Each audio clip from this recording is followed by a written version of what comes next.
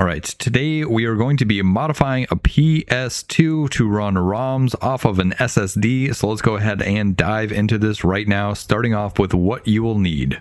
First and foremost, you will need a FreeMcBoot PS2 memory card, obviously an SSD, and I'll talk about this a little bit more in a minute. A PS2 Network adapter or an aftermarket network adapter with a Sata Port, or if you are using an original network adapter from Sony and you plan on upgrading it to an SSD and you're not using an IDE port, you'll obviously need a mod kit to mod that from an IDE port to a SATA adapter. And then of course you'll need a SATA to SSD cord or a dock to connect to your computer.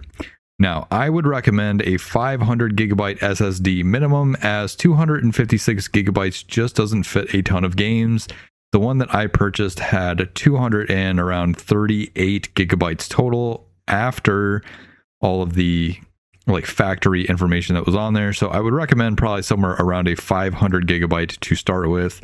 A 256 will work if you have, let's say, like 40 or 50 games that you mainly just want to play on a PS2.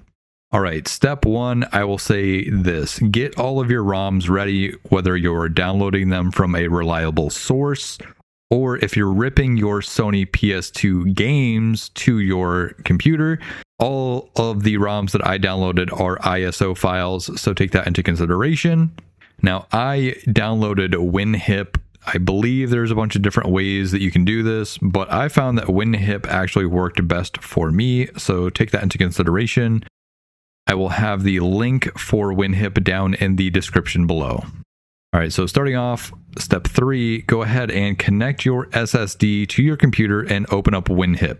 Something else I would like to mention, if you go to open WinHip and you go to select a drive and there are no drives in WinHip, close out the application and then right click on WinHip and open and run as an administrator. I'm not sure why, but maybe on newer operating systems like Windows 10 or 11, it doesn't populate the drives. So just run it as an administrator and it should populate all of your drives. Also, when you go to extract it, something to note, you might have to use something like 7-zip or a different extraction tool. I'm not sure why, again, on Windows 10 and 11, but you may have an issue extracting it on your Windows computer through the standard Windows extraction tool. So you might have to use 7-zip or something else that extracts compressed files. Once connected to the computer with WinHip open, it will prompt you and say the selected hard drive does not have a valid PS2 master boot record. Click OK and select Format Drive.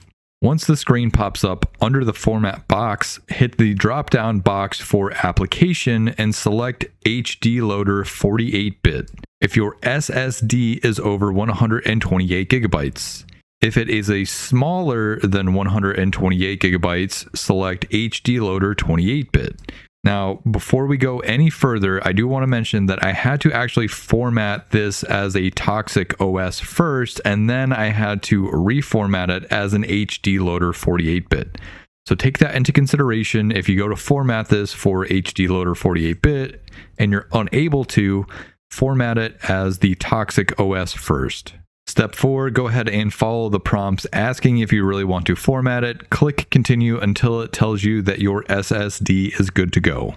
Step 5, click add images and select all of your PS2 ISO files and click start to begin the transfer. Once the transfer is complete, you can then go ahead and safely eject the SSD hard drive. Step 6, at this point, grab your network adapter and install your SSD and install it into the back of your PS2. Step 7, with your FreeMcBoot memory card installed, you can now power on the PS2 and it should load the FreeMcBoot application onto your PS2. At this point, step 8, you can then go ahead and open HD Loader or OPL and allow it a few moments to a few minutes depending on the size of your hard drive and the amount of games on the SSD. Basically, if it takes a few minutes, it is essentially generating the whole list onto the screen for you. Step 9, you can then select your game and select play and enjoy your newly modified PS2. If you guys have any questions, go ahead and drop them down in the comments section. I will answer them to the best of my ability. If you guys like this video, go ahead, give it a thumbs up, give it a like. If you didn't like this video, also give it a thumbs up. Hit the like button, hit the subscribe button, hit all the buttons. I'm Jordan, and I'll catch you guys next time. Peace.